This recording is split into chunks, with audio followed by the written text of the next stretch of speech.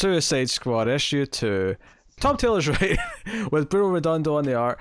And this is the squad's first mission.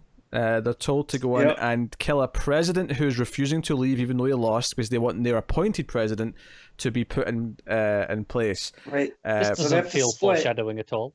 No. So they have to split, and half the team's gonna go with Harley to secure, the new president, or to secure the old president, right?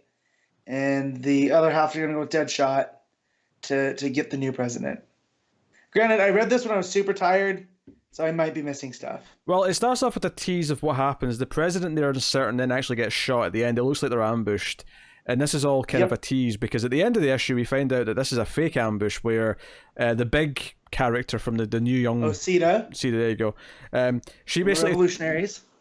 She takes like the bad guy's machine gun and shoots herself and just talks as if they're being ambushed. So it's an ambush, and one of our teammates says something. Oh. And Deadshot's just kind of standing watching, like, what the hell? And then eventually, this president dude just begs, no, I'm here to be the person that's put in place. Don't kill me, please don't kill me. And then, she kills him and just goes, shh, to Deathstroke. The Deadshot. So Deathstroke, sorry, not Deathstroke. And it's just a fun little moment where, like, they're obviously they're still doing their own little political, activism in their own way within Suicide Squad, even though they've been warned by this new, boss that, he'll kill them. I forget his name. Yeah, because there's a fight at the start, actually, between Finn and Shark, because Shark's like, hey, I ate your brother, and you can't telepathically feel him anymore. He's taunting him. It's just good stuff. And he's like, there's only like 5 inches of glass between us, so you go the same way as your brother. And Finn just punches through it. Yeah.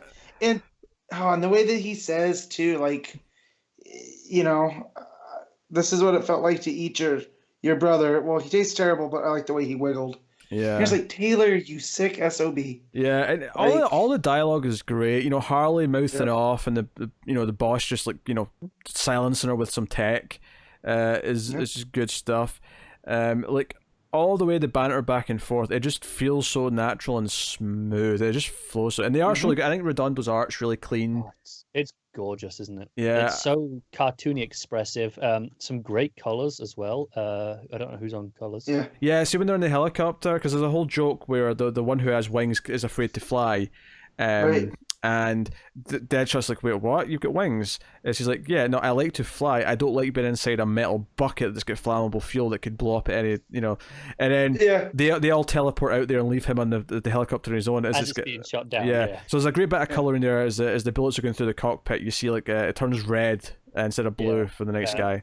Adriana Lucas is doing the colors. Yeah, really good. It happens a few times, even on that very first page with the credits. There's stark white backgrounds, and then the red of the with the gunshot in the middle of that page. It just stands out so much. Yeah, absolutely. This was the book I was looking forward to the most this week, and it's so weird that I'm this excited about a Suicide Squad book, but that's what happens when you put our Lord and Savior Tom Taylor on a book. We will be excited about any book he does, no matter what. You can give me the shittiest premise of any book, and tell me Tom Taylor is writing it, and I will go, I'll take 5 copies, please, sir.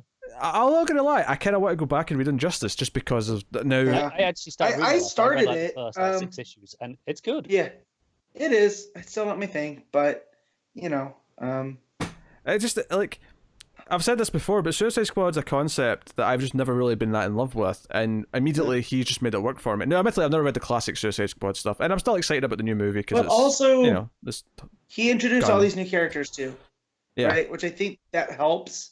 Because he's already telling people this is not going to be like a typical Suicide Squad, and I do feel like sometimes it goes when they start a new Squad book, they try to make it too close to stuff that's come before, and I got to give Taylor credit that he's like, no, I'm doing my Suicide Squad, something different, and like I say, I've not read any of the classic like the Ostrander stuff, but that might actually be quite good. Maybe. I've tried New 52. I tried Rebirth. I liked 4 issues of the New 52 book when Cott took over and then was left. Here's a detail that I love. I love at the end when she kills the president dude and says shush, because obviously they're going through the motions because they can hear everything they're saying, right? And they're in a tunnel, so they can't be seen right now, but they can still be heard because all their chips have audio transmitters in them. Yeah, they're on comms.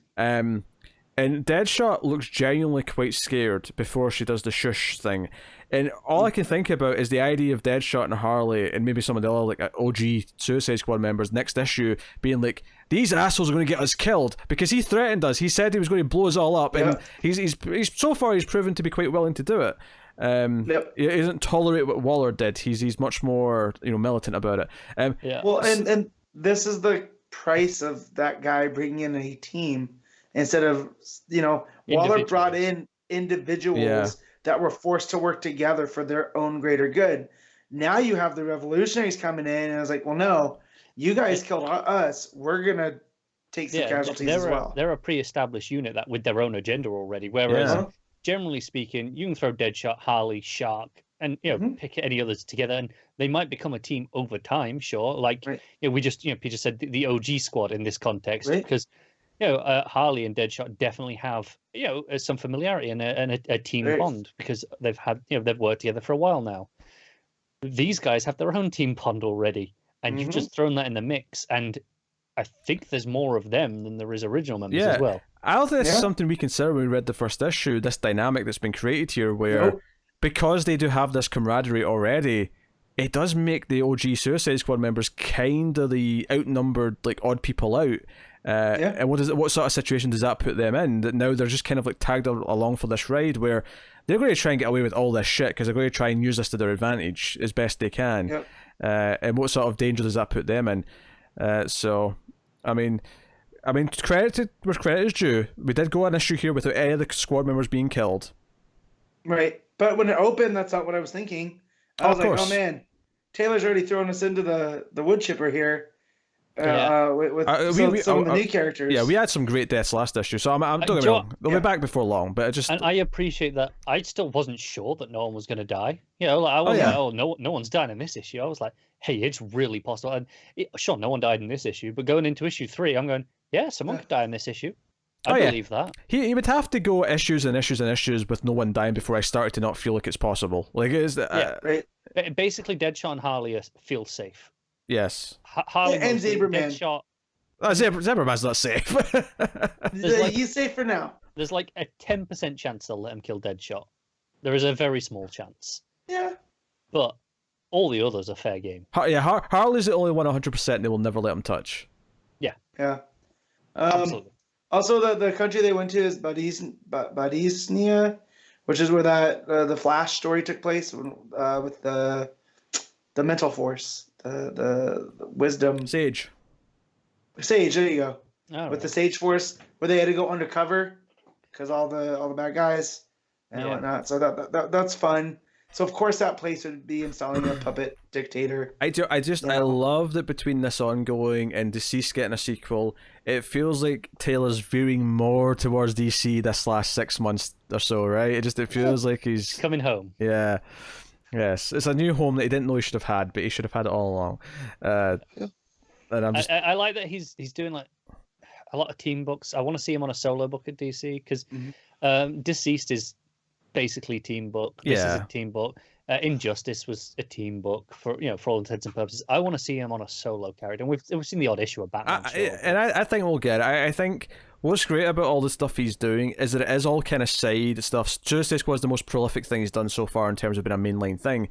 I do think this feels like the perfect kind of grooming to me, where in a couple of years' time, when they announce he's the new writer on Batman or Superman or Justice League, it's going to feel like, oh shit, they're finally giving it to him. They're giving him one of these big, boots, or even like Flash or like whoever, even Supergirl, like because he did that Supergirl, short story in one of those anthology books, and it was like one of the best short stories I'd ever read. I mean, I'm okay if you want to take Orlando off Wonder Woman. Oh yeah, put him on Wonder Woman. That's fine. I love how we're just giving him more work. Let's rate Suicide Squad, shall we? I think we've gushed about it. Matt, what are you giving it? I'm giving this an 8.5. Connor? I was going to give it an 8.5, but looking through it again at the art and the colours, I'm going to bump up to a 9. Yeah, I'm giving it a 9. 9 out of 10 for me. Taylor has not faulted me yet.